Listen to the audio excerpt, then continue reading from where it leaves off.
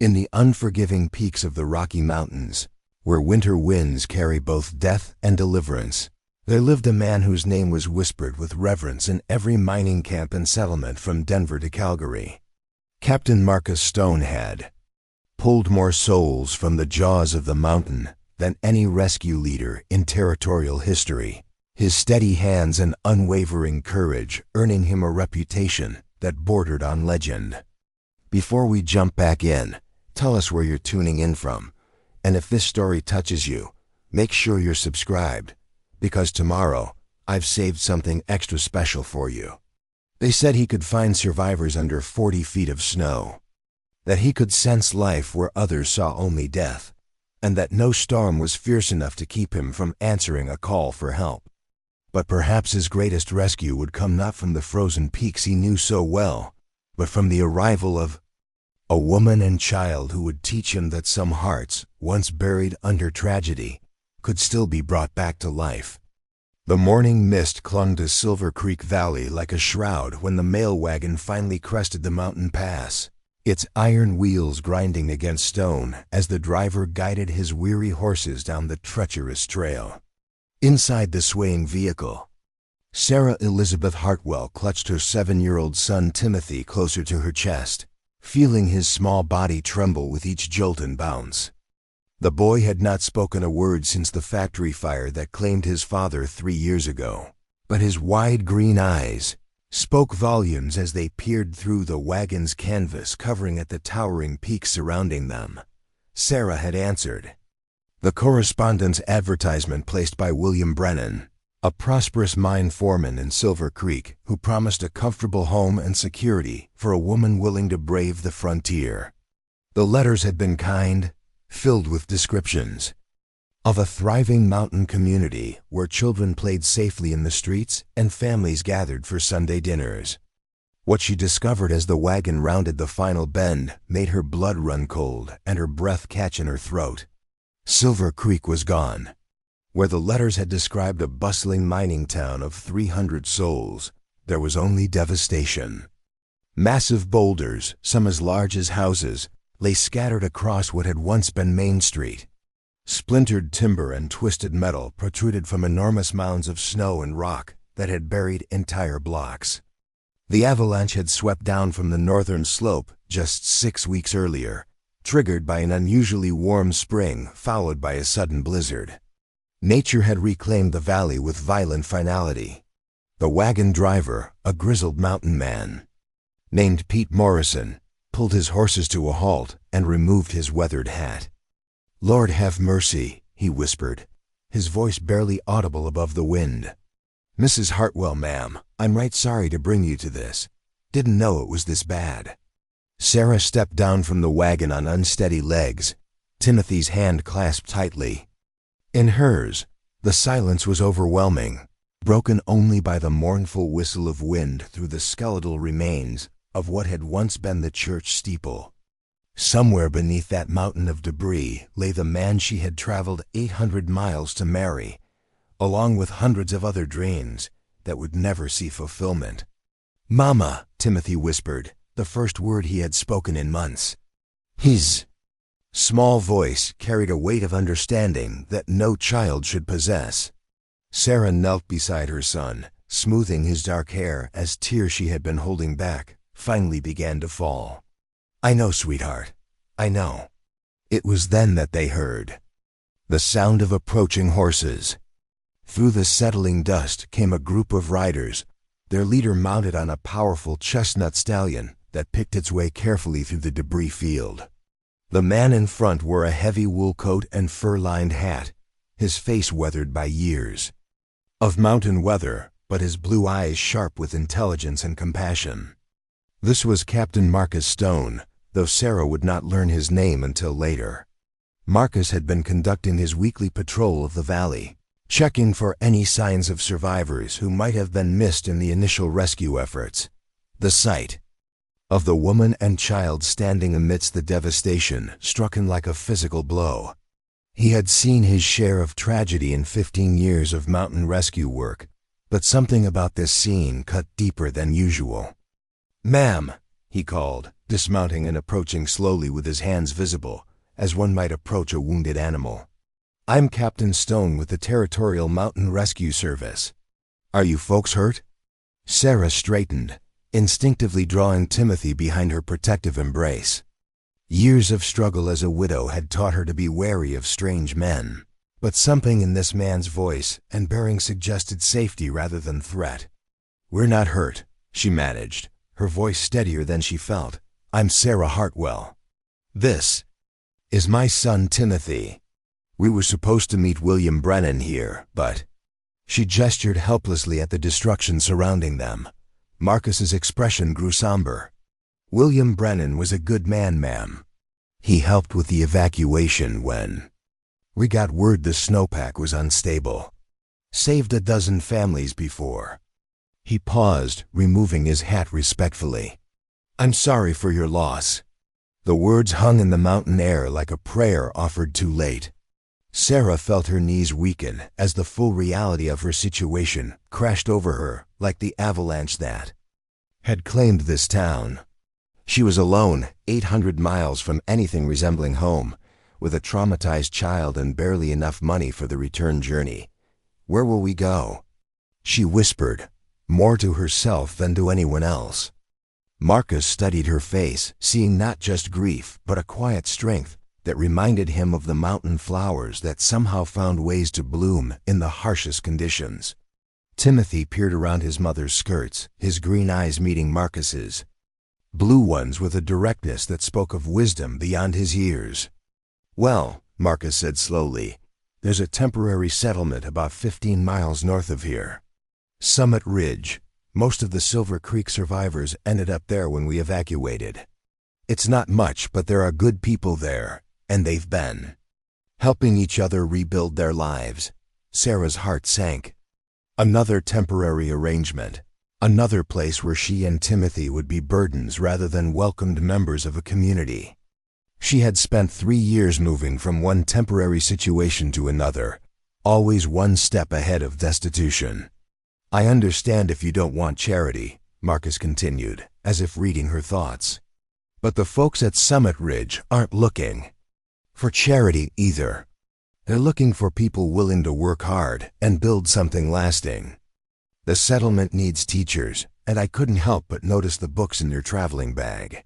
Sarah glanced down at her weathered leather satchel, where her most precious possessions were carefully wrapped in oiled cloth. Her teaching certificates, a few beloved novels, and Timothy's primer were among the few things she had refused to sell during their hardest times. "You think they would want a teacher?" she asked, hope creeping into her voice despite herself.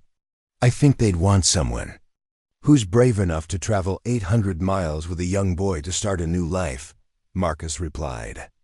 "That takes a special kind of courage."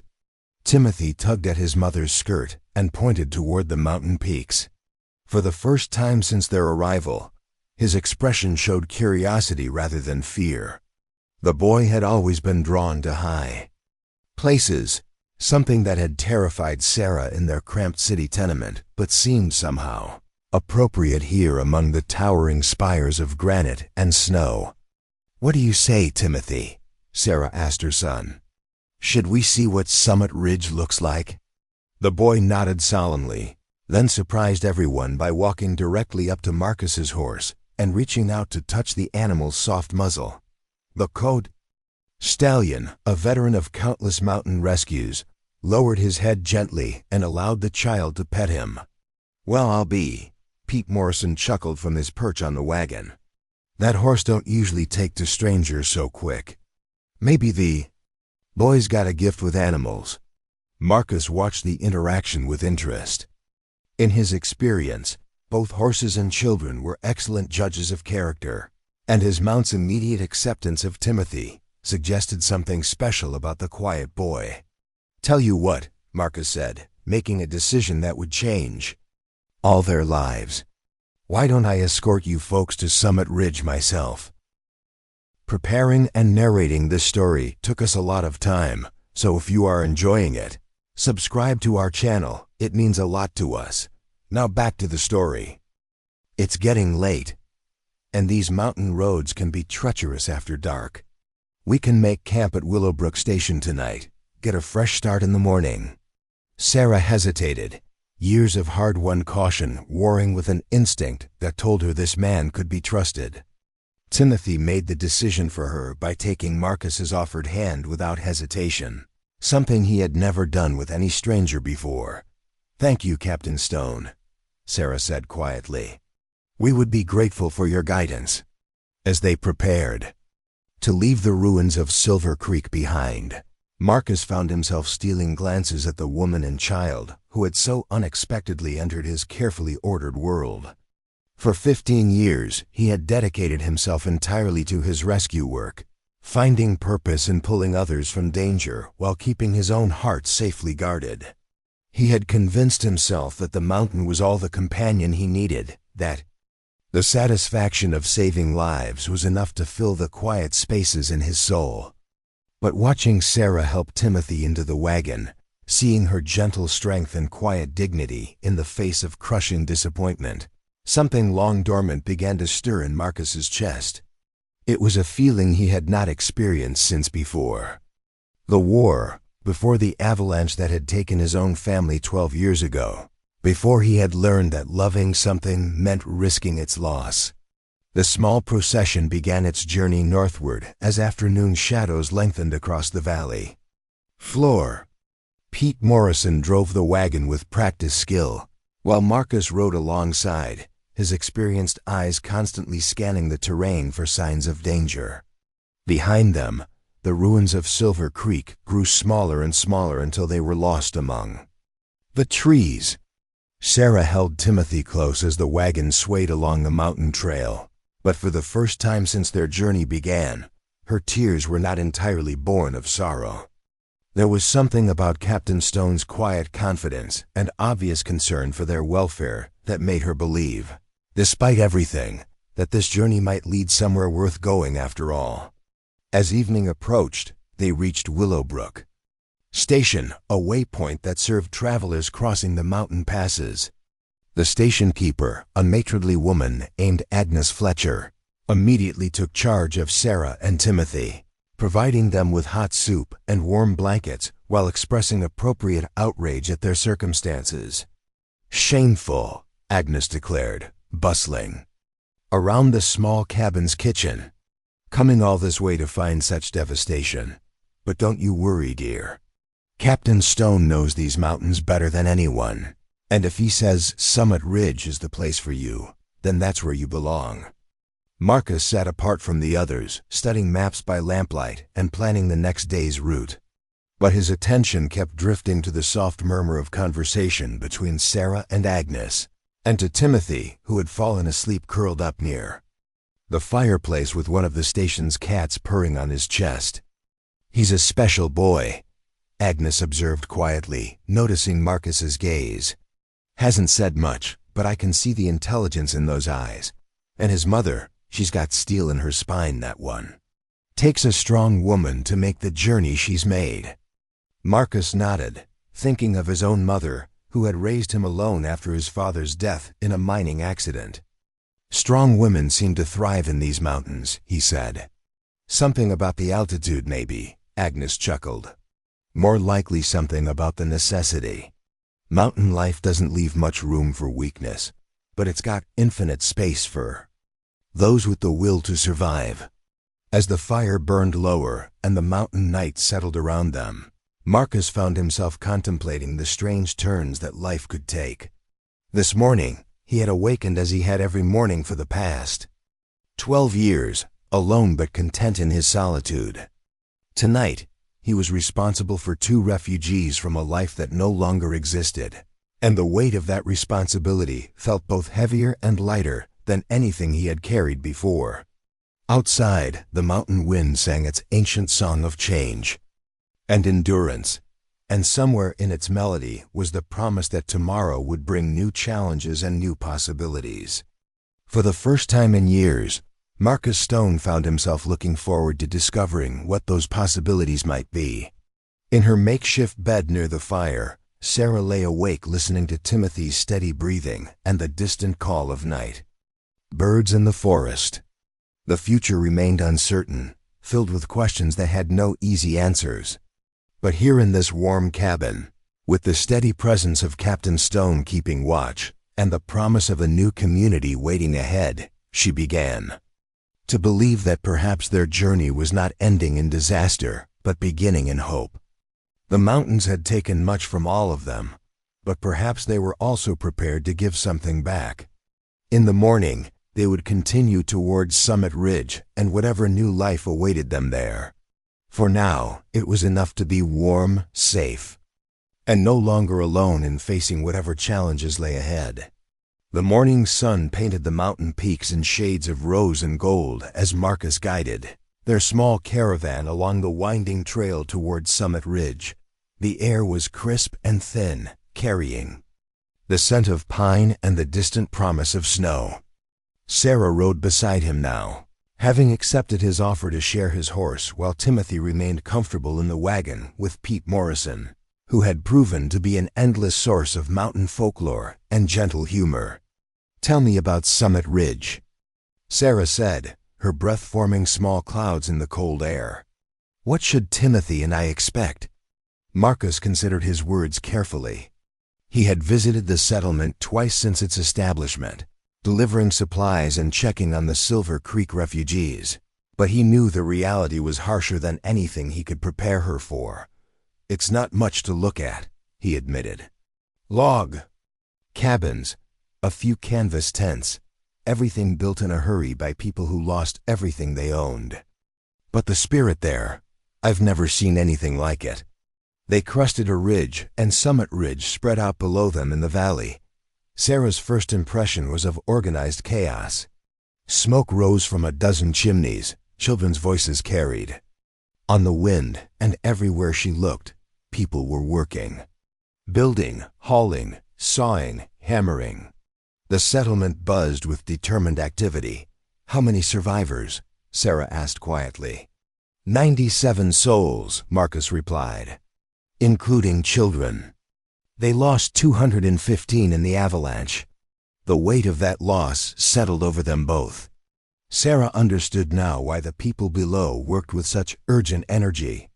They weren't just building a new town, they were honoring the memory of those who would never see it completed. As they descended into the valley, curious faces turned their way. Marcus was clearly well known here, greeted with waves and calls of welcome. But it was Sarah and Timothy who drew the most attention. Word traveled fast in small communities, and by the time their wagon reached the settlement center, a small crowd had gathered. Captain Stone, a tall woman with prematurely gray hair and carpenter's tools hanging from her belt, approached them with a welcoming smile. "We weren't expecting you back so soon. And who might these be?" "Martha Coolidge. Meet Sarah Hartwell and her son Timothy," Marcus said, dismounting and helping Sarah down. They were meant for Silver Creek. Martha's expression immediately softened with understanding. "Oh, my dear," she said, reaching out to clasp Sarah's hands. "I'm so sorry. Was it William you were to meet?" Sarah nodded, surprised by the genuine warmth in the stranger's voice. "Did you know him?" "William helped build our first schoolhouse here before." Martha's voice trailed off. "He was a good man. Always said education was the foundation everything else was built on." She studied Sarah with keen eyes. "Captain Stone mentioned you might be a teacher." Before Sarah could respond, Timothy had climbed down from the wagon and was staring in fascination at the construction work surrounding them. A group of children had noticed him and were approaching with the fearless curiosity of youth. "I'm Jenny," announced a girl of about 10 with braided red hair. "What's your name?" Timothy looked to his mother uncertainly. Sarah knelt beside him, gently encouraging. "You can tell them your name, sweetheart." "Timothy," the boy whispered, so quietly the children had to lean in to hear him. "Are you sick?" asked a boy of similar age. "You talk funny." "David Winters, you mind your manners," Martha scolded, but not unkindly. "Timothy just talks quiet, is all. Nothing wrong with that." An older girl, perhaps 12, stepped forward with the confidence of someone used to managing younger children. "I'm Rose Patterson. My mama runs the kitchen for everyone. Are you hungry? We've got fresh bread." Timothy nodded eagerly, and, to Sarah's amazement, he followed Rose toward a large tent without looking back. It was the first time since his father's death that he had shown interest in other children. "Don't worry," Martha assured Sarah, noticing her concerned expression. "Rose has 7 younger siblings back in Pennsylvania. She's got a gift with shy little ones. He doesn't usually warm up to strangers so quickly," Sarah explained. "Mountain air," chuckled an elderly man who had been observing from nearby. "Changes everything, given time. I'm Doc Henley, by the way. Real doctor, not just someone who calls himself one. Lost my practice in Silver Creek, but gained a whole new family here." As if summoned by some invisible signal, more residents began gathering around them. Sarah found herself surrounded by introductions and questions, all delivered with genuine kindness rather than mere curiosity.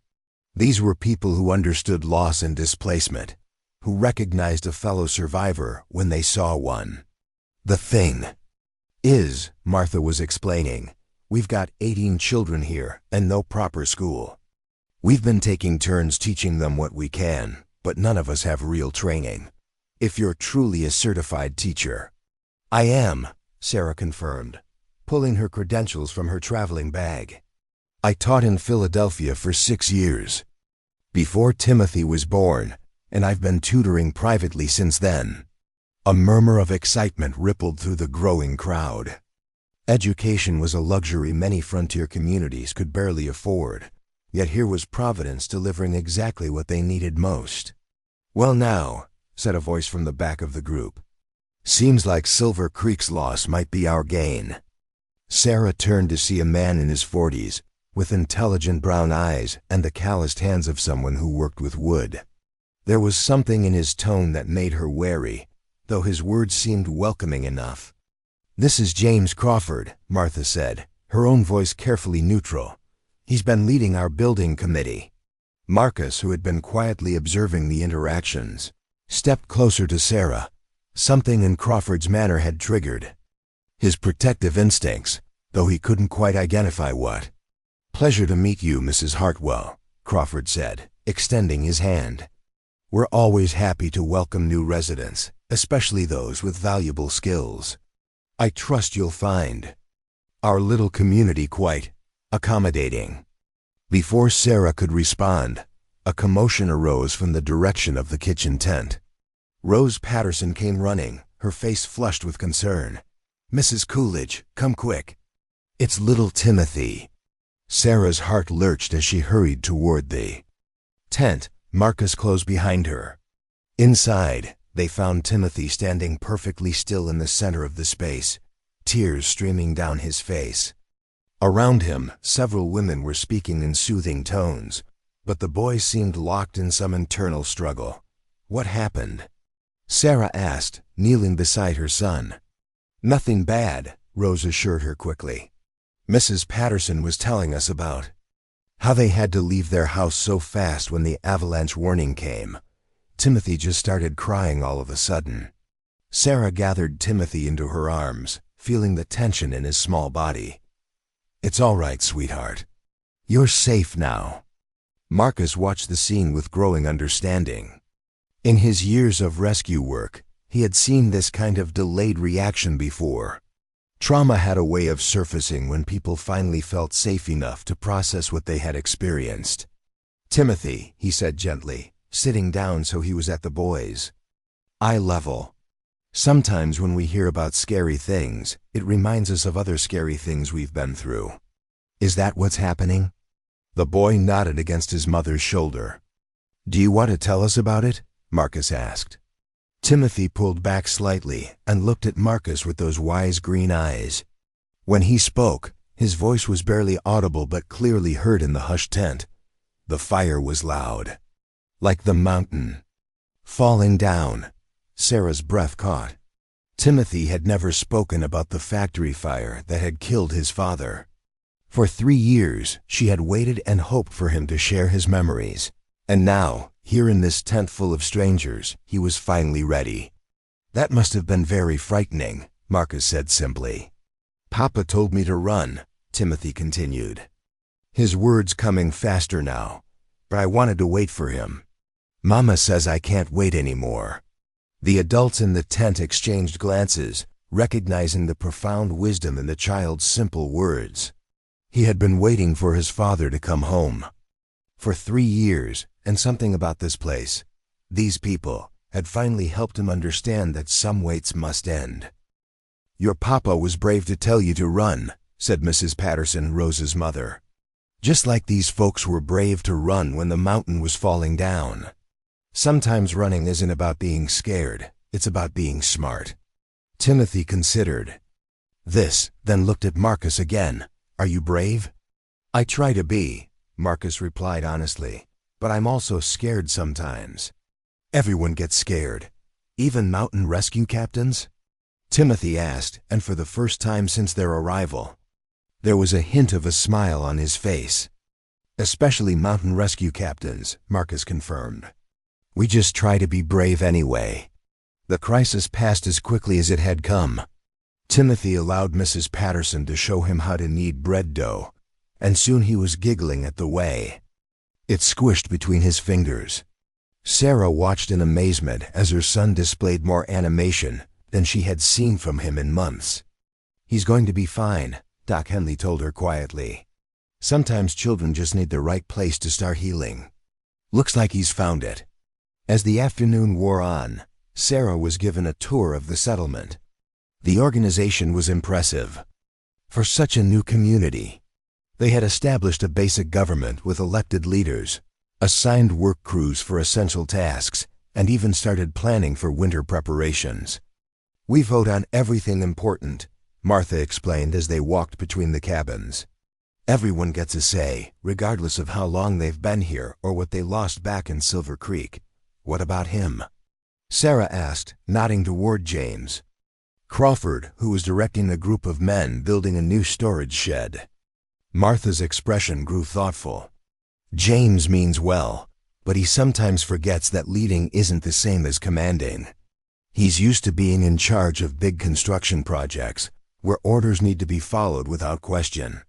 Community building requires a different approach." They were interrupted by the sound of galloping horses. Marcus appeared at the settlement's edge, his face grim as he dismounted near the main gathering area. Sarah could see that whatever news he brought wasn't good. "Folks," Marcus called out, his voice carrying across the settlement, "I need everyone to gather around. We've got a situation developing." The residents assembled quickly, their faces showing the kind of serious attention that came from people who had already survived one disaster and understood that warnings were not given lightly. "I just got word from the ranger station," Marcus continued.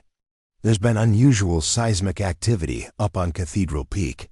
The geological survey team thinks there might be another avalanche risk developing."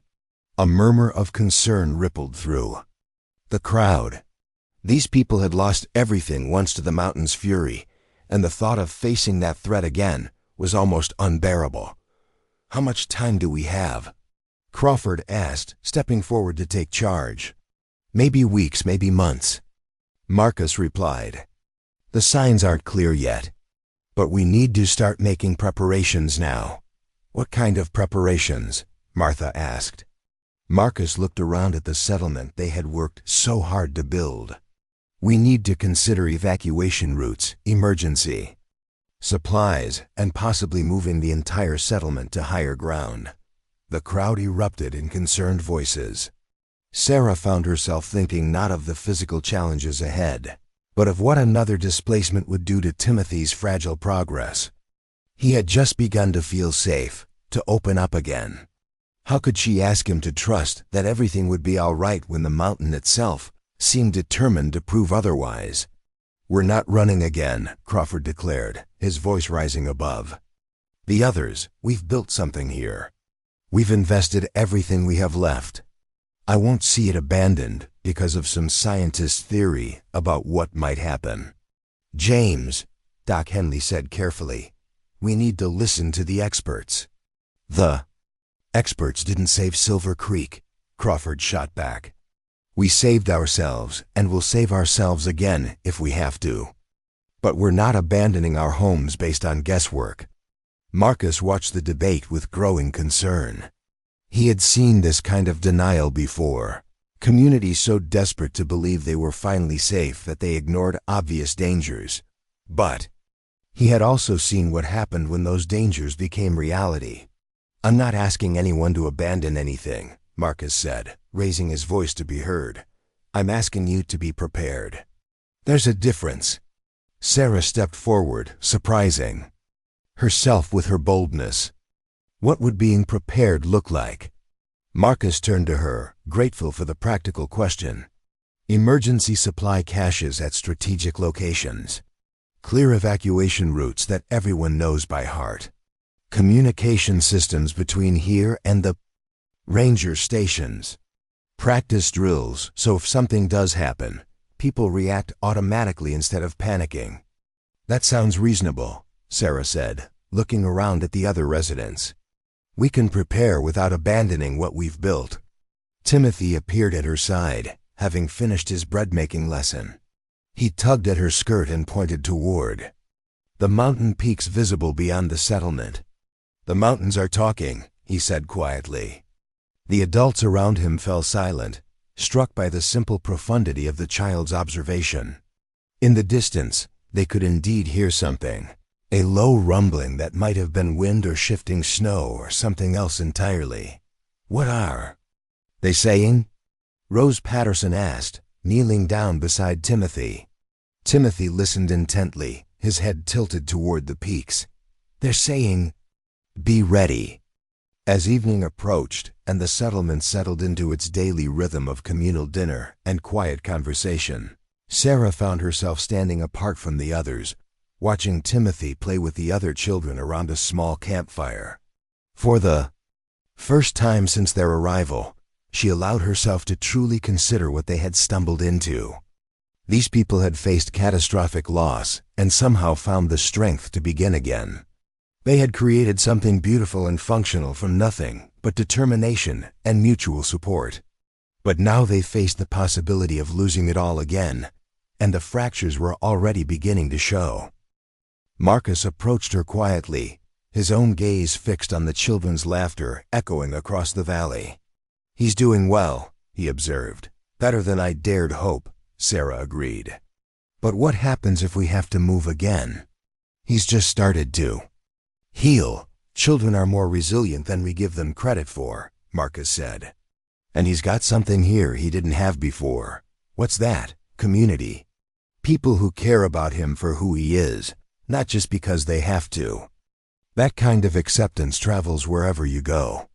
Sarah studied Marcus's profile in the firelight, noting the lines around his eyes that spoke of years spent squinting into snow and wind, the careful way he held himself that suggested old injuries. Never quite healed. What about you, Captain Stone? What keeps you going when everything seems determined to fall apart? Marcus was quiet for so long that Sarah wondered if he had heard her question. When he finally spoke, his voice carried a weight she hadn't heard before. I lost my wife and daughter in an avalanche 12 years ago, he said simply. Different mountain, different circumstances, but the result was the same. For a long time after that, I thought the only way to honor their memory was to save other people's families, and now? Sarah asked gently. Now I'm starting to think maybe the best way to honor them is to build something that lasts. Something that would make them proud. Their conversation was interrupted by the approach of James Crawford, his expression serious in the firelight. Mrs. Hartwell, Captain Stone, we need to talk. There was something in his tone that made Sarah instinctively stepped closer to Marcus. About what, Mr. Crawford? About the future of this settlement, Crawford replied. And about making sure the right people are making the important decisions. Marcus straightened, his rescue instincts picking up the subtle threat in Crawford's words. The evening had suddenly become much more complicated, and he found himself wondering what other challenges this mountain community would face before they found their footing. In the distance, Timothy's laughter mixed with that of his new friends. A sound of pure joy that seemed to float up toward the stars like a prayer for better days ahead. But the mountains loomed dark and silent around them, keeping their own counsel about what trials still lay ahead for the people brave enough to call this valley home. The confrontation with James Crawford came to a head 3 days later during what should have been a routine community meeting. The settlers had gathered in the largest tent to discuss winter preparations and the ongoing avalanche concerns, but tensions that had been simmering beneath the surface finally boiled over. Crawford stood before the assembled residents with a prepared speech and the confident bearing of a man accustomed to command. "Friends," he began, his voice carrying the practiced authority of someone who had managed large construction crews. "We face a critical decision about the future of our community. We can either move forward with confidence and determination, or we can live in constant fear of what might happen." Sarah sat with Timothy on a wooden bench near the back, close enough to the exit that they could leave quickly if the boy became overwhelmed. Marcus stood along the wall, his position allowing him to observe both Crawford and the crowd's reactions. There was something about the man's tone that set everyone on edge. "The geological reports are inconclusive," Crawford continued, dismissing Marcus's warnings with a wave of his hand. "Scientists have been wrong before, and they'll be wrong again. What we know for certain is that we've built something remarkable here. We've created homes, established businesses, and formed a community that works. I propose we stop second-guessing ourselves and start focusing on growth instead of retreat." Martha Coolidge raised her hand. "James, no one's talking about retreat." Captain Stone suggested reasonable precautions, nothing more. "Precautions that would consume resources we need for expansion," Crawford countered. "Every dollar spent on emergency supplies is a dollar not spent on improving our infrastructure. Every hour spent on evacuation drills is an hour not spent on productive work." Doc Henley stood up, his elderly frame dignified despite the casual frontier setting. "James, I've seen what happens when communities ignore warning signs. Back in Colorado, there was a mining town that refused to evacuate when the engineers said the mountain was unstable. 200 people died when the mine collapsed." "That was a mine, not a mountain," Crawford replied dismissively. "Completely different situation." "Dead is dead," Martha said bluntly, "whether it's from cave-ins or avalanches." Timothy tugged at Sarah's sleeve and whispered something in her ear. She listened carefully, then raised her hand. "Timothy has a question," she said, her voice carrying clearly through the tent. Crawford looked annoyed at the interruption, but the other residents turned toward them with interest. The boy had become something of a mascot for the community, his quiet wisdom often providing unexpected insights. "What's your question, son?" Doc Henley asked kindly. Timothy stood up slowly, his small voice somehow filling the large space. "Why don't we ask the mountain what it wants to do?" The adults looked puzzled until Sarah explained. "Timothy has been listening to the sounds the mountain makes. The shifting snow, the rock movements, the way the wind patterns change. He thinks the mountain is trying to tell us something." Crawford laughed, but there was no humor in it. "We're going to base major decisions on what a child thinks he hears in the wind." The dismissive tone ignited something protective in Marcus. "That child has survived trauma that would break most adults," he said quietly, but his words carried to every corner of the tent. "Maybe we should listen to what he has to say." "What I'm hearing," Crawford said, his voice rising, "is a lot of people who are so afraid of taking risks that they'd rather live in caves than build a proper civilization. This is exactly the kind of thinking that keeps frontier communities from thriving."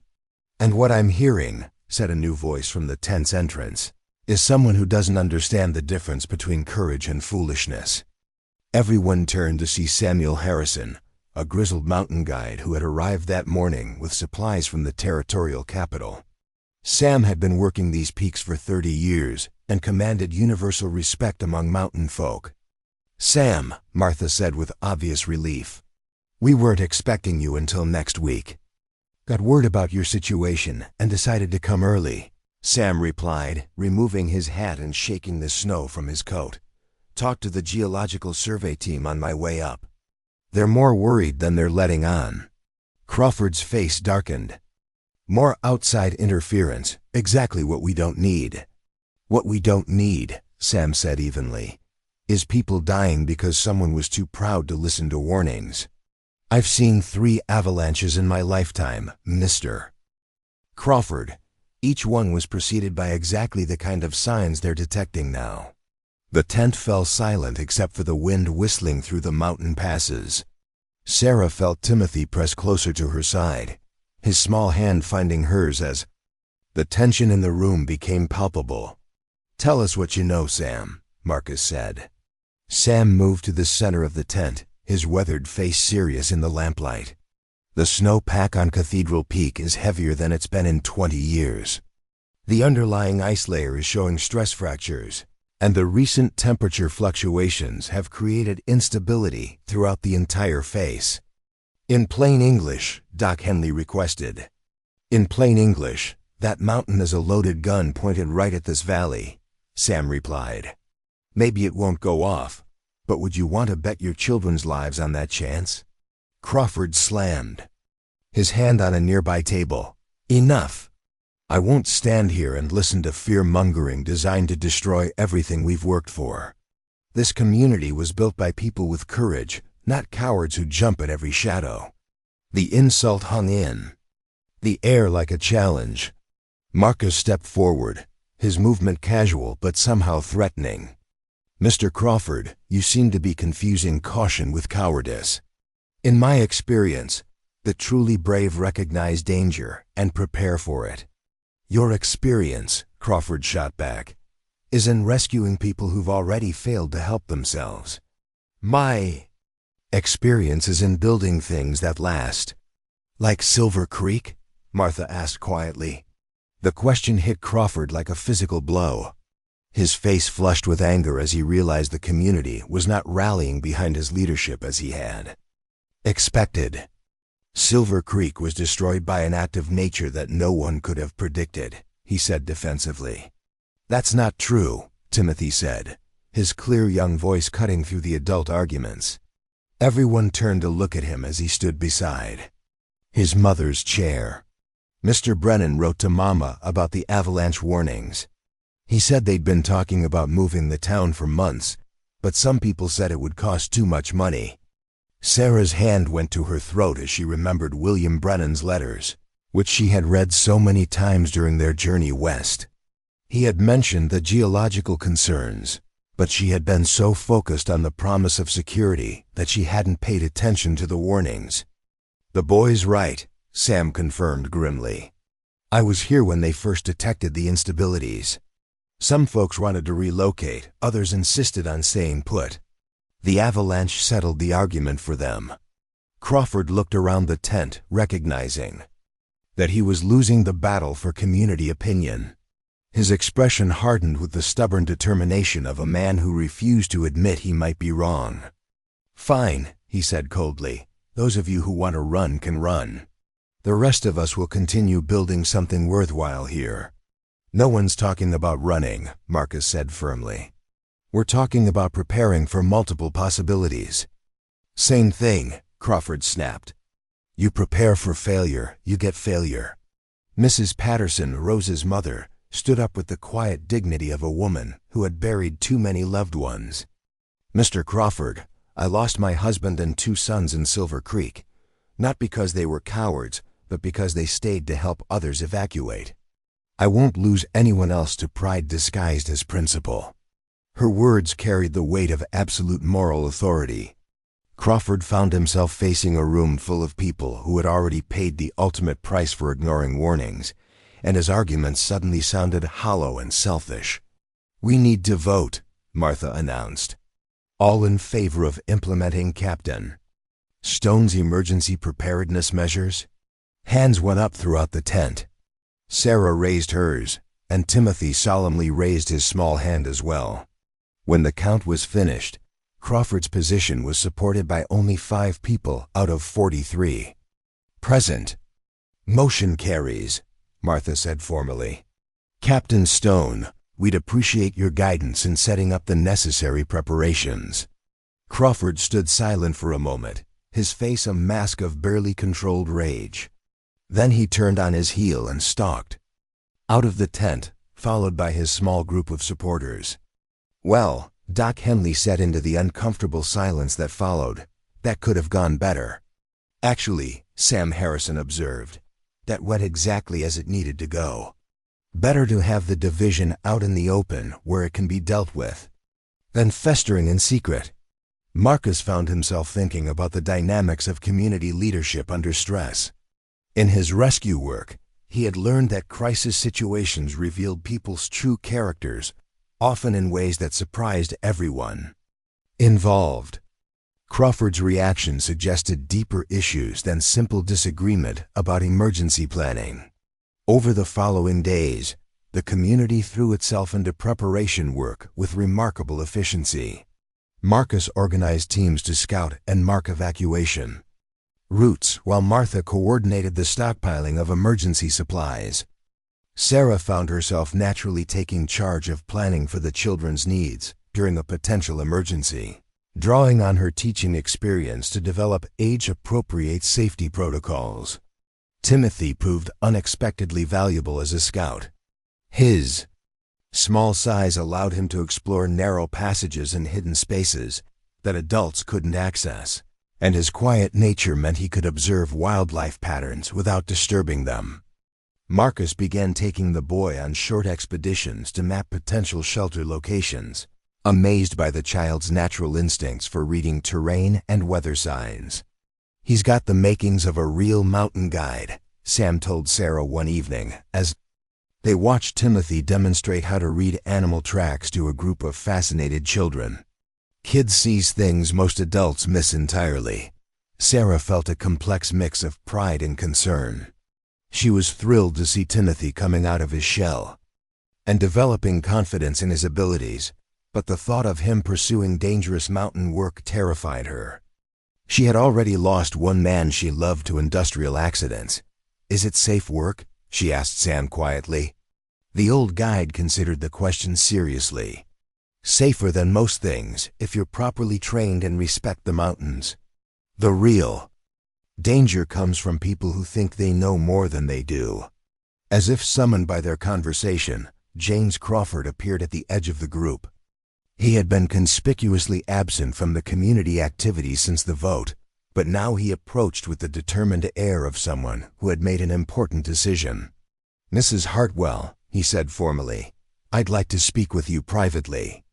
Sarah glanced at Marcus, who was helping Timothy identify different types of rock formations. Something in Crawford's tone made her wary, but curiosity won over caution. "Of course," she said, following him a short distance from the others. Crawford was silent for a moment, studying her face in the firelight. When he spoke, his voice carried a sincerity that she hadn't heard from him before. "I owe you an apology," he said. "I've been so focused on building something permanent that I lost sight of what makes a community worth preserving in the first place." Sarah waited, sensing there was more to come. "The truth is," Crawford continued, "I've been terrified of losing everything again. Silver Creek represented years of my work, my dreams for the future. When it was destroyed, I felt like I'd failed everyone who trusted me." "You weren't responsible for the avalanche," Sarah said gently. "Wasn't I?" Crawford's voice carried deep pain. "I was the one who argued against evacuation. I convinced people that the geological warnings were exaggerated, that moving the town would be an unnecessary expense. 47 people died because they listened to me instead of the experts." Sarah felt her breath catch. She was looking at a man carrying the weight of enormous guilt, someone whose stubborn leadership had contributed to the disaster that claimed William Brennan and so many others. That's why you're fighting the safety measures, she realized. You're afraid that admitting the danger exists means admitting you were wrong before. Crawford nodded miserably. And now I'm doing it again. Putting my pride ahead of people's safety. Before Sarah could respond, they were interrupted by urgent shouts from the direction of the main camp. Marcus came running toward them, his face grim with concern. Sam's picked up something on his instruments, Marcus called out. We need everyone. At the main tent immediately. They hurried back to find the entire community gathering around Sam Harrison, who was bent over a collection of scientific instruments that looked impossibly complex to Sarah's untrained eye. What is it? Martha asked. Sam straightened slowly, his weathered face showing the strain of bad news reluctantly delivered. Seismic activity is increasing. The mountain's moving more than it should be. How much time do we have? Doc Henley asked. Could be hours, could be days, Sam replied grimly. But the pattern is accelerating. Whatever's going to happen is going to happen soon. Timothy appeared at Sarah's side, his small hand slipping into hers. The mountain's scared, he whispered. It doesn't want to hurt us, but it can't help it. Crawford heard the boy's words, and something seemed to break inside him. He knelt down so he was at Timothy's eye level, his voice choked with emotion. Timothy, son, I need to ask you something very important. When you listen to the mountain, what do you think it's trying to tell us to do? Timothy studied Crawford's face with those wise green eyes, seeming to understand that this was a moment of crucial importance for the troubled man. It's saying we should dance with it instead of fighting it, Timothy said solemnly. Like when? Mama dances with me when I'm scared. She doesn't fight the scared. She just helps me move with it until it's not scary anymore. Crawford closed his eyes for a moment, and when he opened them, they were bright with unshed tears and newfound resolve. He's right, Crawford said, standing and addressing the entire community. We've been trying to fight the mountain instead of learning to live with it. I was wrong before, and I was wrong again tonight. We need to evacuate, and we need to do it now. The community sprang into action with remarkable coordination. The emergency preparations they had been working on suddenly shifted from theoretical exercises to life-saving necessity. Marcus took charge of organizing the evacuation routes while Martha coordinated the distribution of emergency supplies. Sarah found herself helping families pack essential belongings, her teaching experience proving invaluable in keeping children calm during the chaos. Timothy stayed close to her side, but instead of being frightened, he seemed focused and determined, occasionally pointing out details that the adults had missed. As dawn broke over the mountains, the last of the evacuees were making their way up the treacherous trail that led to higher ground. Sarah carried their few possessions while Timothy walked beside her, his small hand in Marcus's larger one. Behind them, Summit Ridge looked peaceful in the morning light, showing no sign of the danger that lurked above it. But as they reached the designated safe zone on a rocky outcrop 2 miles away, the mountain finally spoke with a voice that could not be ignored. The avalanche began as a distant rumble that grew steadily louder until it filled the entire valley, with the sound of the earth itself coming apart. Sarah pulled Timothy close as they watched tons of snow and rock pour down the mountainside like a white waterfall of destruction. Summit Ridge disappeared beneath the crushing weight of the avalanche. In less than 3 minutes, the community that had taken months to build was erased in the time it took to draw a few dozen breaths. But every single person had made it to safety. Crawford's last-minute change of heart and Timothy's gentle wisdom had saved 97 lives that would otherwise have been lost to the mountain's fury. As the echoes of destruction faded across the valley, the survivors stood in stunned silence, processing the magnitude of what they had just witnessed and the miracle of their escape. They had lost their homes again, but they had kept something far more precious, each other. Timothy tugged at Marcus's coat and pointed toward a distant peak, where the morning sun was painting the snow in shades of gold and rose. "Look," the boy said softly, "the mountain's smiling now. It's not scared anymore." Marcus followed the child's gaze and saw what Timothy had seen, the way the light and shadow played across. The mountain face did indeed create the impression of a vast, peaceful smile. The mountain had released its burden, and now it rested easy once again. The real test of their community was about to begin. They had survived the avalanche, but could they survive the aftermath? Could they find the strength to begin again, not once but twice? And what would this shared ordeal mean for the growing connection between a mountain rescue captain who had learned to trust again and a teacher who had discovered that sometimes the greatest lessons came from the smallest voices? The answers lay ahead of them, somewhere in the uncertain future that awaited beyond the next mountain pass. The temporary refugee camp at Eagle's Rest became a crucible that would test every bond the community had forged. Established in a sheltered valley 12 miles from the Avalanche site, the camp consisted of military surplus tents provided by the territorial government and whatever supplies the survivors had managed to carry during their hasty evacuation. Winter was approaching with relentless certainty, and the community faced challenges that would either forge them into something stronger or tear them apart entirely. Marcus found himself in an unexpected position of leadership, not because he sought authority, but because crisis had revealed his natural ability to coordinate complex operations under pressure. The territorial governor had offered to relocate the survivors to established towns throughout the region, but the community had voted overwhelmingly to stay together and attempt another settlement. This decision created logistical nightmares that fell largely on Marcus's shoulders. "We need to establish permanent shelter before the first major snowfall," he explained to the assembled survivors during their daily planning meeting. "That gives us maybe 6 weeks if we're lucky, 4 if we're not." Sarah watched from her position near the camp's makeshift school area, where she had been conducting lessons for the children under a canvas lean-to. Timothy sat beside her, sketching the mountain peaks in a notebook that Doc Henley had given him.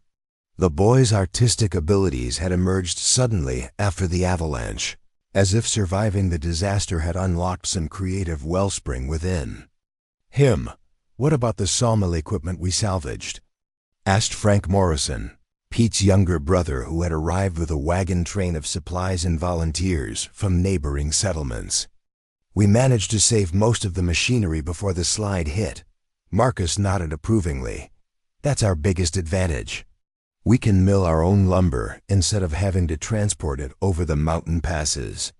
But we still need to find a suitable location for the new settlement."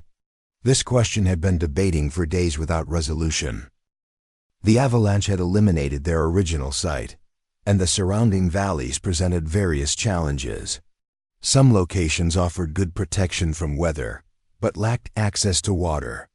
Others had excellent natural resources but sat in potential avalanche paths. James Crawford stood up from his position near the supply tents. Since his moment of redemption during the evacuation, he had thrown himself into community service with almost desperate intensity, as if trying to atone for his earlier mistakes through sheer physical effort. "I've been surveying the eastern approaches with Sam Harrison," Crawford reported. "There's a natural shelf about 8 miles up the valley that offers good protection and access to timber. The only drawback is the elevation. Winter comes early and stays late up there." "How early?" Martha Coolidge asked. She had been elected as the community's civil coordinator, a role that suited her practical nature and diplomatic skills. "First snow by October, last thaw sometimes not until May," Sam answered. "But the trade-off is safety. That location hasn't seen avalanche activity in living memory." Doc Henley raised a weathered hand. "What about medical considerations? If we're isolated for 6 months of the year, we need to be completely self-sufficient for health care." "We'll manage," the doctor said firmly. I've been training several of the women in basic medical procedures. Mrs. Patterson has shown particular aptitude for setting bones and treating wounds. Sarah listened to the practical discussions while observing the subtle dynamics playing out among the survivors. The crisis had revealed not just people's strengths, but also their deepest fears and motivations. Some, like Crawford, were driven by guilt and the need for redemption. Others, like Martha, had discovered leadership abilities they never knew they possessed.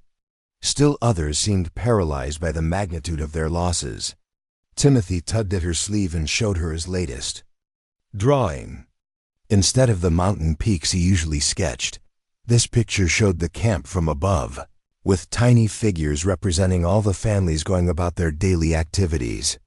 What struck Sarah most was how the boy had drawn connections between the different groups, thin lines that seemed to represent relationships and interactions. "This is beautiful, sweetheart," she told him. "What are all these lines?"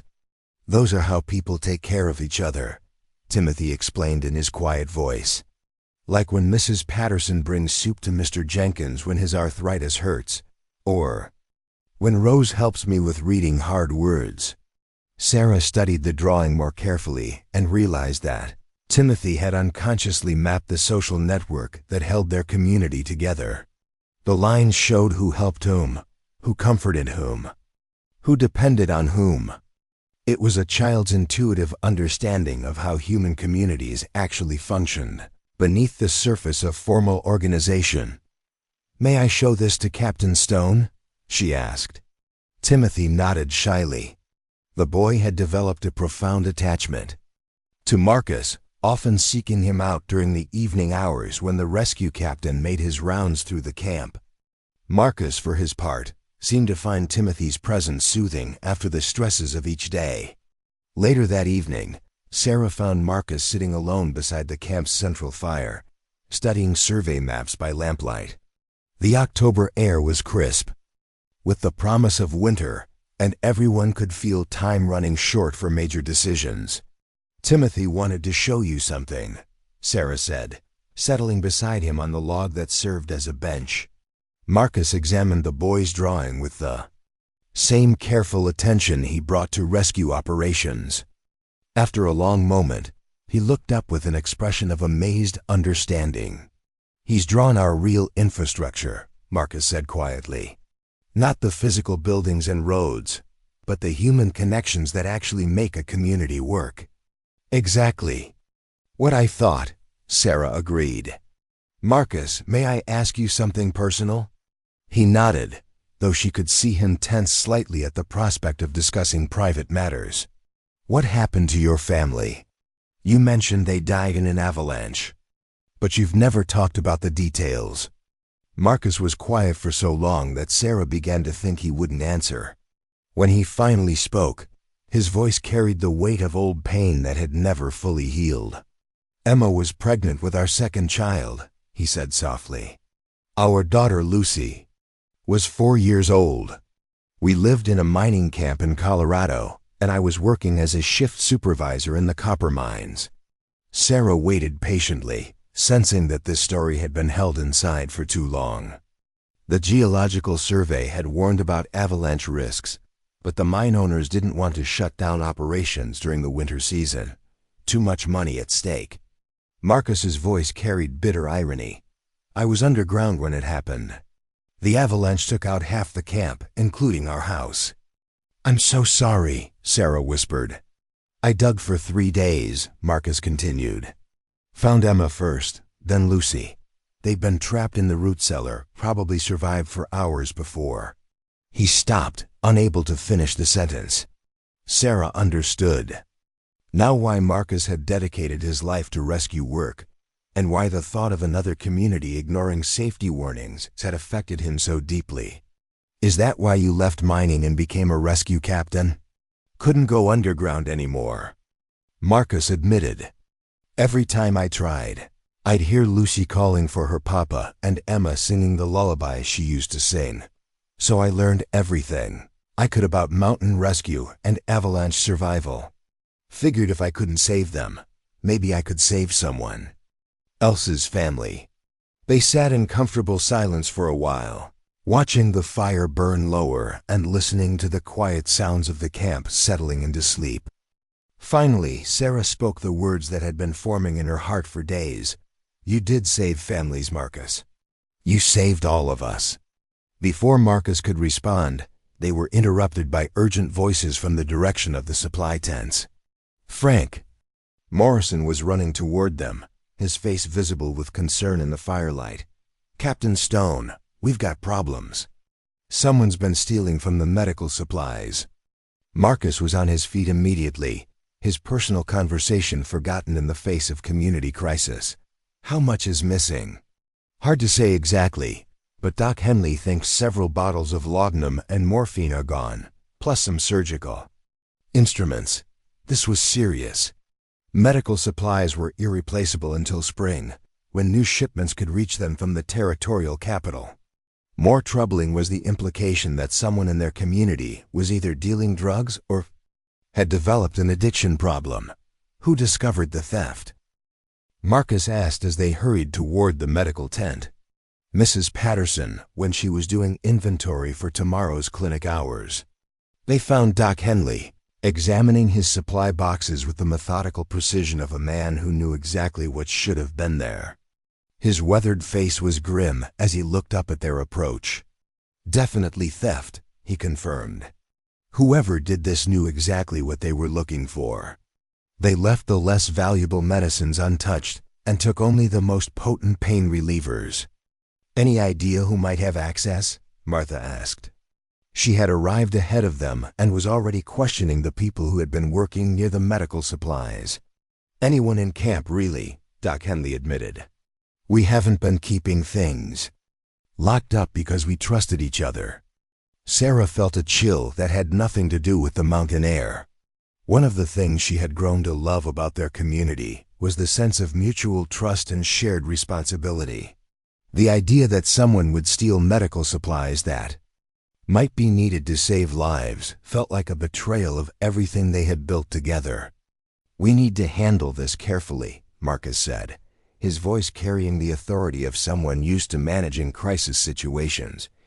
Accusations without proof could tear the community apart. "And doing nothing could get someone killed," Martha pointed out. "If we don't have morphine when someone needs surgery." Timothy appeared at Sarah's side, having been awakened by the commotion. He looked around at the worried faces of the adults, then tugged at Marcus's coat. "Captain Stone." The boy whispered, "I think I know who took the medicines." Everyone turned to stare at the child. Timothy rarely spoke up in adult situations, and his claim to knowledge about the theft seemed impossible. "What do you mean, son?" Marcus asked gently, kneeling down to Timothy's eye level. "I saw Mr. Garrett taking bottles from the medicine box 3 nights ago," Timothy said quietly. "I was getting water for Mama, and I saw him through the tent opening. He was crying." Harold Garrett was a widower in his 50s who had lost his wife and adult son in the Silver Creek Avalanche. He had been one of the quieter members of their community, contributing to group efforts, but rarely participating in social activities. "Timothy," Sarah said carefully, "are you certain it was Mr. Garrett?" The boy nodded solemnly. "He dropped one of the bottles and said a bad word when it broke. Then he cleaned it up and took more bottles." Doc Henley's expression shifted from anger to concern. "Harold's been having terrible nightmares since Silver Creek. Wakes up screaming most nights. I offered him laudanum for sleep, but he refused to take it." "Survivor's guilt," Marcus said quietly. "I've seen it before. Sometimes people who refuse help during the day will take what they need under cover of darkness. So what do we do?" Martha asked. "We can't ignore theft, even if we understand the motivation." Marcus stood slowly, his mind working through the implications of different approaches. This was exactly the kind of situation that could either strengthen a community through compassionate response or destroy it through harsh judgment. "We talk to him," Marcus decided, "privately with kindness.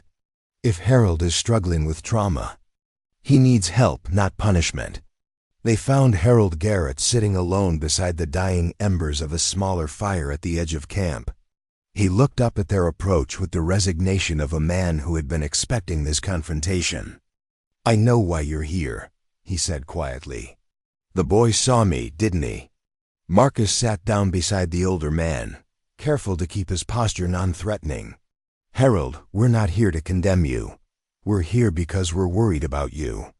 Harold's laugh was bitter and self-deprecating. "Worried about a thief, you mean?" "Worried about a man who's in pain," Doc Henley corrected gently. "Harold, why didn't you come to me if you needed help sleeping?" For a moment, Harold's composure cracked, revealing the depth of anguish beneath his stoic exterior. "Because I don't deserve to sleep peacefully when my Mary and David are dead. Because every time I close my eyes, I see their faces and hear them calling for me to save them." Sarah felt tears prick her eyes as she recognized the familiar weight of survivor's guilt. She had carried her own version of it since her husband's death, wondering if there was something she could have done differently. "Harold," she said softly, "your family wouldn't want you to suffer like this. They'd want you to heal and find a way to honor their memory by living well." "Easy words," Harold replied, but there was no anger in his voice, only exhaustion. Timothy stepped forward, reaching into his pocket to pull out something small. He placed it in Harold's weathered hands, and the adults could see it was a small carved wooden bird. "I made this for you," Timothy said in his quiet voice. "When people we love go away, sometimes we need something to hold on to that reminds us they're still watching over us." Harold stared at the simple carving, his hands trembling as he held it. The bird was roughly made, clearly the work of a child's hands, but it had been carved with obvious care and love. "My David used to whittle birds," Harold whispered. "Taught himself when he was about your age. Then he's probably helping me learn how to make them better," Timothy said with the simple faith of childhood. "That's what people do when they love us. They keep helping us even when we can't see them anymore." The older man broke down then, years of suppressed grief pouring out in wrenching sobs that seemed to come from the very center of his being. Doc Henley moved to Harold's other side, offering silent support while the man finally allowed himself to mourn properly. When the emotional storm had passed, Harold looked up with eyes that seemed clearer than they had been in months. "I'll return what I took," he said quietly, "and I'll accept whatever punishment the community decides." "The only thing this community decides," Marcus said firmly, "is that you're going to get the help you need. Doc Henley will work with you to find a way to manage the nightmares, and will make sure you have people to talk to when the memories get too heavy." Martha nodded in agreement. "That's what communities do, Harold. We carry each other's burdens when they get too heavy for one person to bear alone."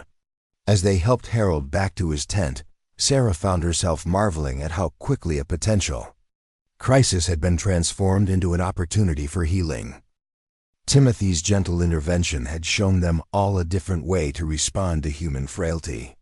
Later, as she tucked Timothy into his bedroll, Sarah asked him how he had known what Harold needed. "He looked like how I felt when Papa died," Timothy explained. "Like he was carrying something too heavy and didn't know how to put it down. The bird was, so he'd remember that he doesn't have to carry it all by himself." Sarah kissed her son's forehead, amazed once again by the wisdom contained in his small heart. "You're becoming quite a remarkable young man, Timothy Hartwell." "Mama," Timothy said sleepily, "do you think we'll really be able to build a new town?" "I think," Sarah said carefully, "that we've already built the most important part." "What's that?"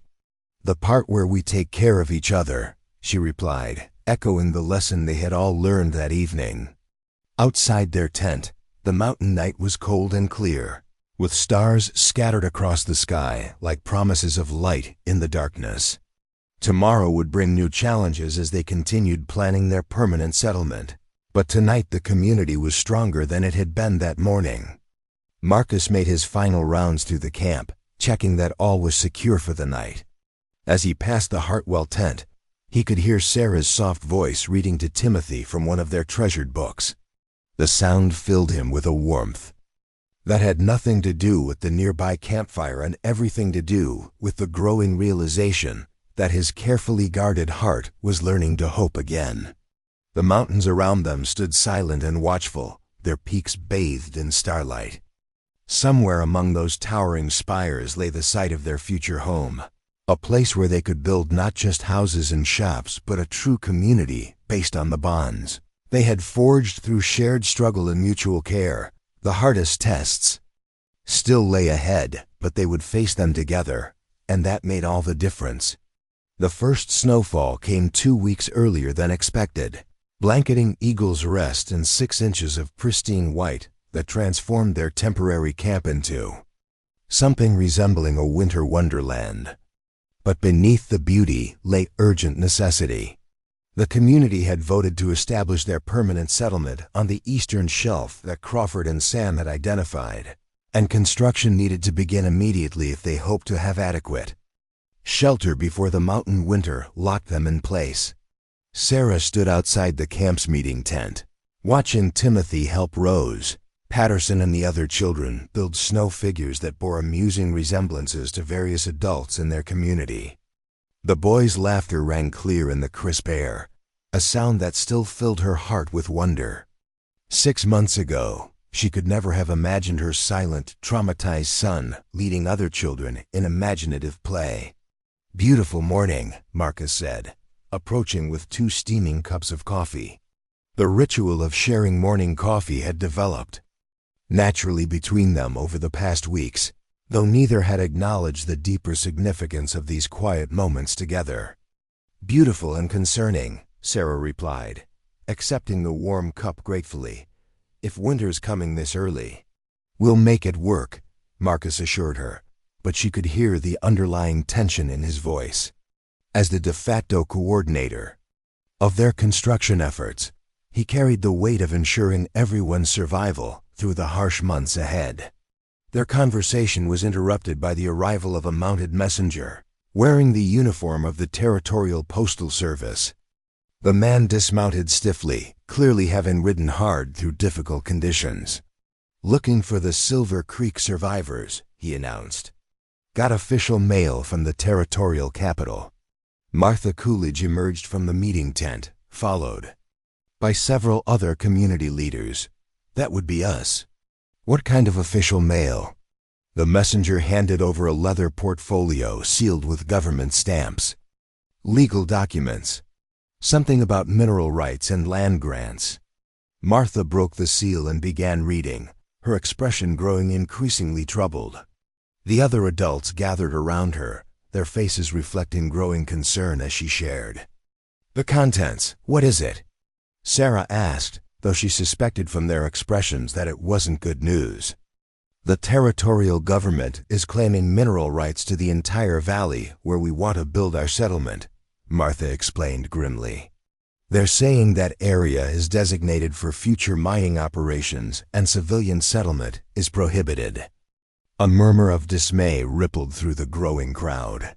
This was devastating news for people who had already lost everything once and were desperately trying to rebuild their lives.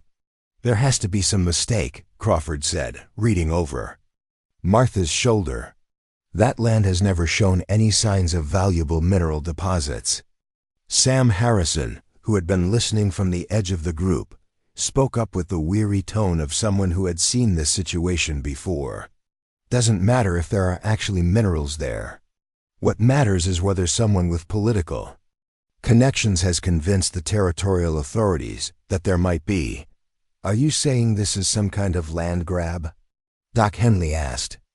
"I'm saying it happens more often than people like to admit," Sam replied. "Rich investors buy up mining rights to land they know poor folks want to settle, then either develop it themselves or sell the rights back to the settlers at inflated prices." Sarah felt anger building in her chest, a hot fury at the injustice of bureaucrats in distant offices making decisions that could destroy their fragile community. These people had survived natural disasters, overcome personal tragedies, and worked together to build something meaningful. The idea that government paperwork could unravel all their efforts seemed unbearably cruel.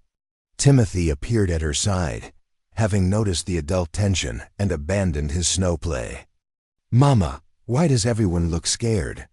Before Sarah could answer, Marcus knelt down to the boy's level. "Some people in the territorial capital are saying we can't build our new town where we plan to build it." "Why not?" Timothy asked, with the direct simplicity of childhood. "Because they think there might be valuable things buried in the ground there," Marcus explained. Timothy considered this seriously. Did they ask the mountain if it wants people digging in it? Despite their worries, several adults smiled at the boy's question. Harold Garrett, who had become something of a surrogate grandfather to Timothy since their intervention several weeks earlier, chuckled softly. "Out of the mouths of babes," Harold said. "The boy's got a point. Maybe the mountain doesn't want to be torn up for somebody's profit." "The mountain doesn't get a vote," Crawford said bitterly. "Money talks louder than common sense in territorial politics." Frank Morrison raised his hand for attention. "What if we contested the claim? Challenged their right to designate mining areas without proper geological surveys?" "That could take years," Martha pointed out. "We don't have years. We don't even have months." The group fell into discouraged silence, each person grappling with the implications of this setback. Sarah watched the faces around her, seeing the same defeated expression that had haunted Timothy after his father's death. The difference was that this defeat was being imposed from outside, not growing from internal trauma.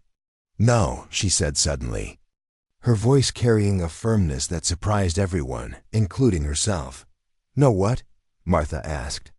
"No, we're not going to let distant bureaucrats destroy what we've built here," Sarah continued, her teacher's instincts for leadership asserting themselves. "We're not going to scatter to different towns and let this community die because someone filed paperwork in an office we've never seen." Marcus looked at her with growing admiration. This was a side of Sarah he had glimpsed but never seen fully displayed, the strength that had carried her through years of hardship and across 800 miles of wilderness with a traumatized child. "What are you suggesting?" he asked. "I'm suggesting we fight back," Sarah said simply. "Not with violence, but with the truth. Timothy's right to ask whether the mountain wants to be dug up. Maybe it's time we listen to what the land itself has to say." Sam Harrison was studying her with the keen interest of someone who recognized a practical mind at work. "What exactly do you mean by listening to the land?" Sarah looked around at the faces watching her, seeing hope beginning to kindle alongside the determination. "I mean we document everything. The geological instability that caused the avalanches. The evidence that major mining operations would destabilize the entire mountain system. The environmental impact on water sources and wildlife. We present a case that development in this area would be dangerous for everyone involved." "That's brilliant," Crawford said, his voice filled with excitement.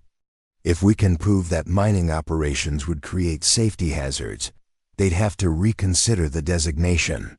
Doc Henley nodded approvingly.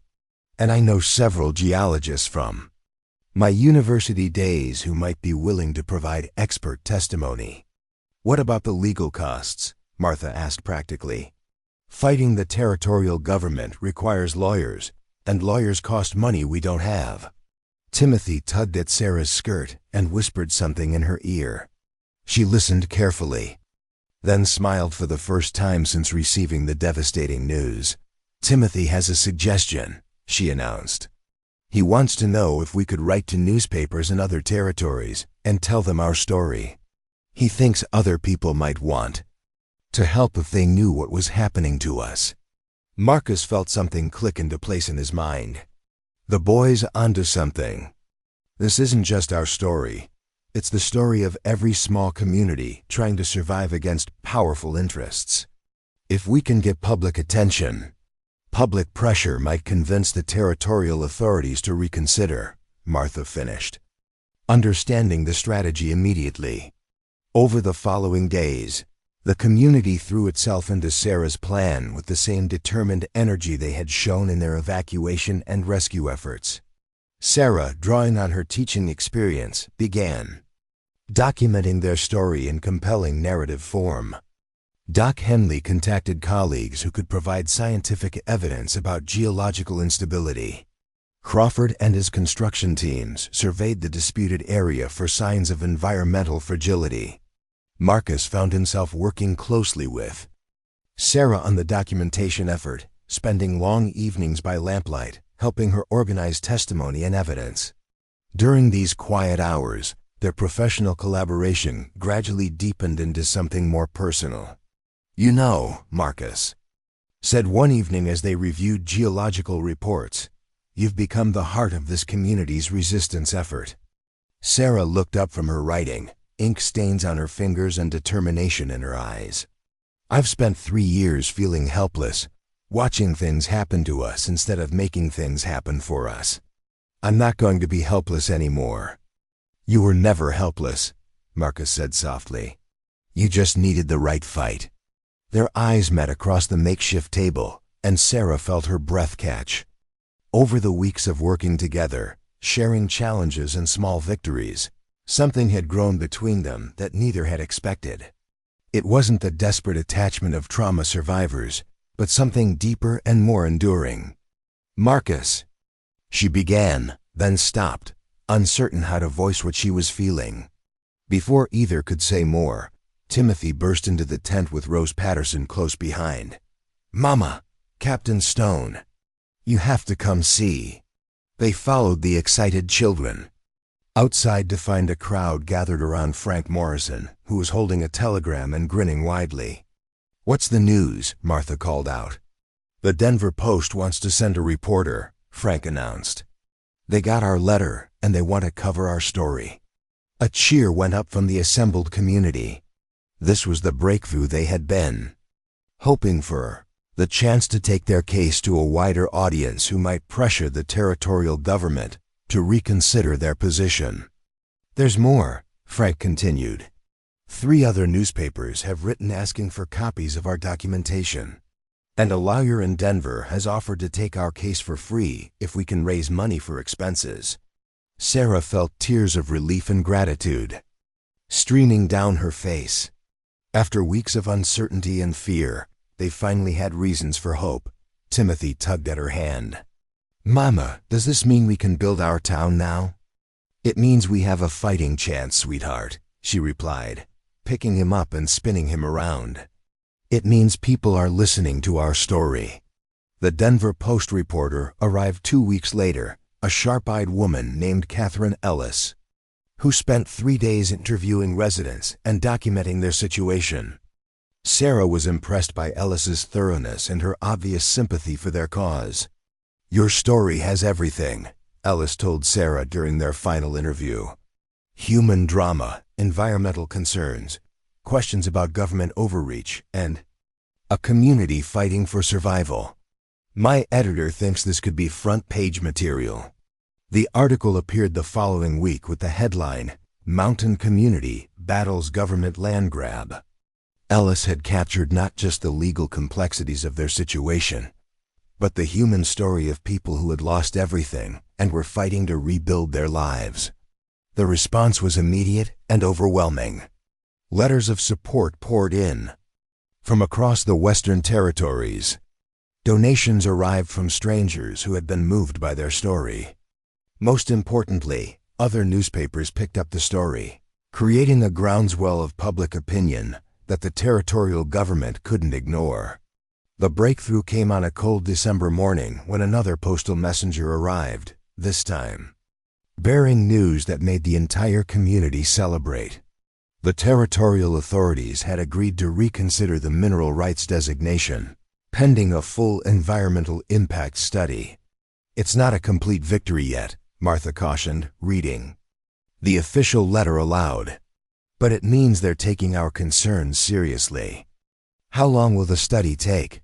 Crawford asked. 6 months to a year, Martha replied. "And during that time, Civilian settlement is permitted as long as it doesn't interfere with any potential mining operations. Which means, Marcus said, with growing excitement, we can start building our permanent settlement while the legal issues are resolved. That afternoon, the entire community gathered for a vote on whether to proceed with construction, despite the ongoing uncertainty. The discussion was brief. These people had already survived too much to be deterred by bureaucratic delays. The vote was unanimous. They would build their town. Construction began immediately, with everyone contributing according to their abilities.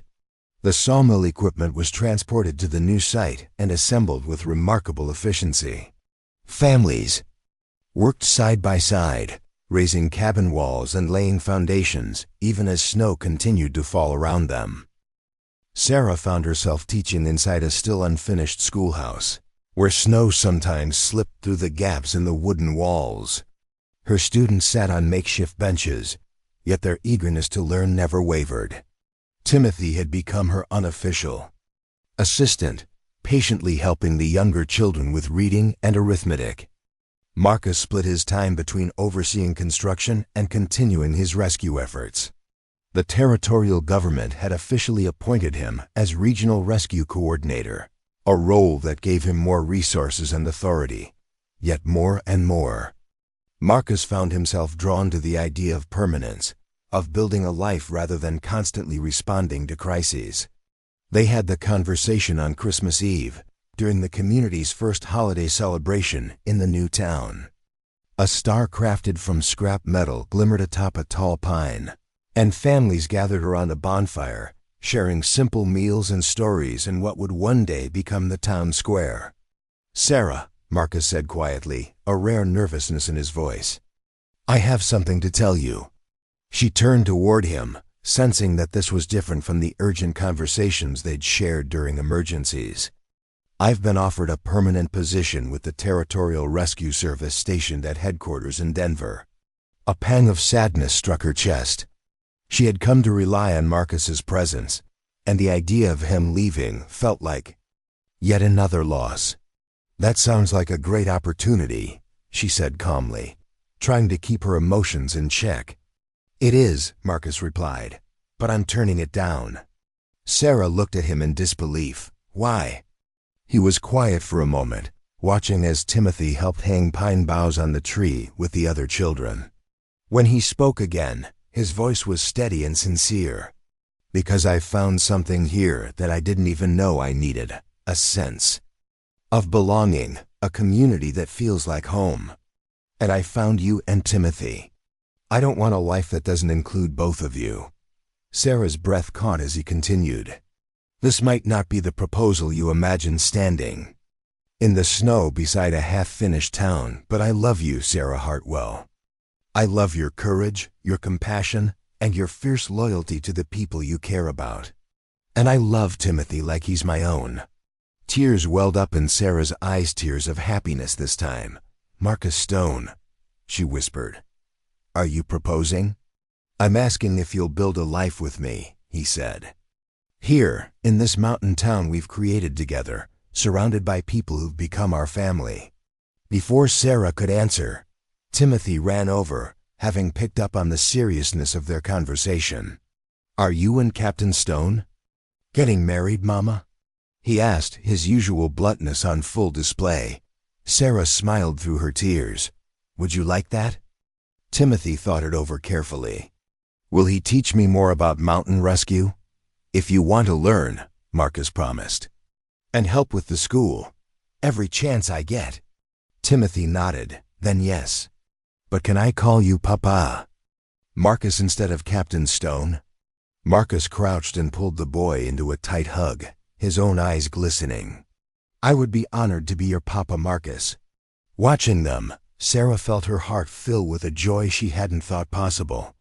They had all been through so much grief, fear, and the unknown, but together, they'd created something extraordinary from the ruins. The wedding took place that spring, after the town had gained official status and was named Hartwell Ridge, in memory of Timothy's father and their new beginning. The community embraced the name wholeheartedly. Doc Henley conducted the ceremony inside the now complete schoolhouse, with every resident in attendance. Timothy stood proudly beside Marcus, serving as the closest thing to a best man.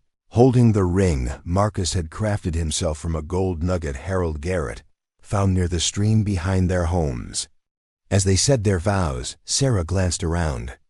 At the faces gathered, humbled by the journey that had brought them to this point. Martha Coolidge wiped tears from her cheeks as she helped organize the reception. Crawford beamed with quiet pride, knowing his moment of courage had helped make this possible. Sam Harrison played his fiddle, while Rose Patterson and the other children sprinkled wildflowers around the couple. "Do you, Sarah Elizabeth Hartwell, take Marcus James Stone to be your husband?" Doc Henley asked with solemn grace. "I do," Sarah replied clearly, her voice echoing past the open windows to the mountain beyond. "And do you, Marcus James Stone, take Sarah Elizabeth Hartwell to be your wife?" "I do," Marcus answered, eyes locked on hers. "Then by the authority granted to me by this territory and this community, I now pronounce you husband and wife. Marcus, you may kiss your bride." The schoolhouse erupted with applause and joyful noise as they kissed. Then Timothy, not one to be shy, stood on a chair and addressed the crowd. "Thank you for helping us find a home," he said, his small voice strong and clear.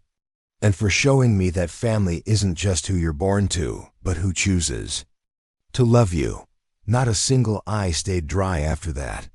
As night fell, the celebration continued around bonfires in the town square. Sarah and Marcus slipped away for a quiet moment alone, walking hand in hand to the ridge overlooking the valley. Timothy ran ahead of them, chasing fireflies through the dusk. "Any regrets?"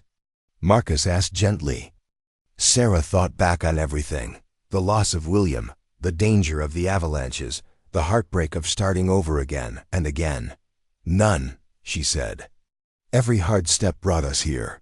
To this place, to each other, to this incredible community. I wouldn't change a thing." Timothy's excited voice interrupted their thoughts. "Look," he called, pointing to the highest mountain peak, now glowing with the rose and gold of the setting sun. The mountain smiling. Again. They followed his gaze and saw it, the interplay of light and shadow creating a serene, smiling face across the mountainside. "What do you think it's smiling about?" Sarah asked. "Us," Timothy said without hesitation. "It's happy we stopped fighting it and learned how to dance with it." As the stars began to appear in the night sky, the three of them stood together, knowing that whatever came next, they would face it as a family. The mountains stood eternal around them, a silent promise that bonds forged through hardship and love could endure any storm. Up next, you've got 2 more standout stories right on your screen. If this one hit the mark, you won't want to pass these up. Just click and check them out.